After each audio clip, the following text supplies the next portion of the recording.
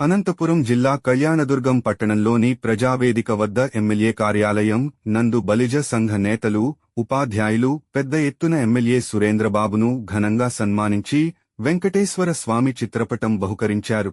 అనంతరం ఎన్నికల హామీలలో భాగంగా నియోజకవర్గ అభివృద్ధి, సాగునీరు, త్రాగునీరు ఇస్తామని హామీ ఇవ్వడంతో బలిజ సంఘం నేతలు కలిసికట్టుగా ఓట్లేసి గెలిపించామని తెలిపారు.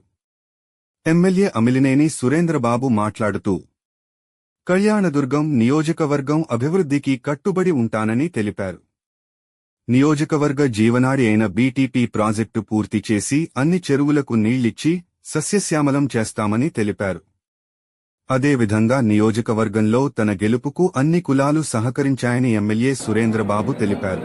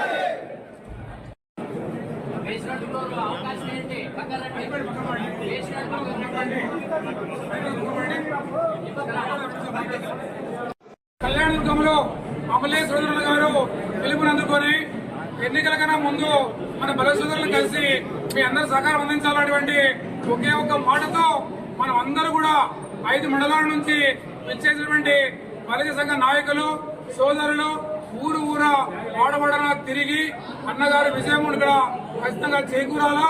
ముఖ్యంగా తాగునీరు, సాగునీరుని అందిస్తున్నటువంటి ఏకైక అజెండాతో ముందుకెళ్లడం జరిగింది.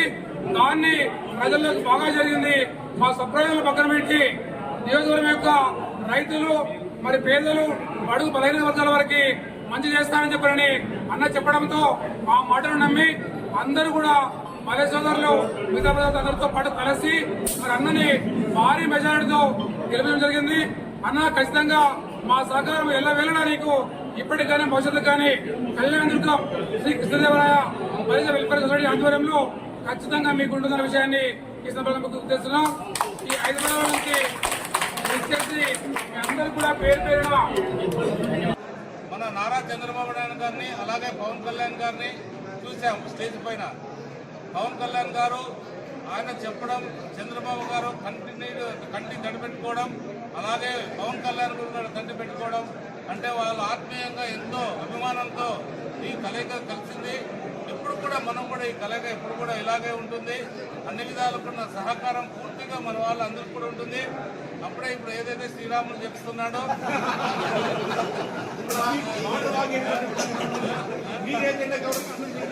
కాబట్టి అన్ని విధాలకు కూడా ఇక్కడ ఏది కూడా అవకాశం లేకోకుండా అందరినీ సమానంగా ప్రతి ఒక్కరిని కూడా ప్రతి కులాన్ని కూడా సమానంగా చూస్తూ ప్రతి ఒక్కరు ఈ మన ప్రాంతాన్ని అభివృద్ధి చేసుకోవడానికి ముందుకు తీసుకెళ్తాం.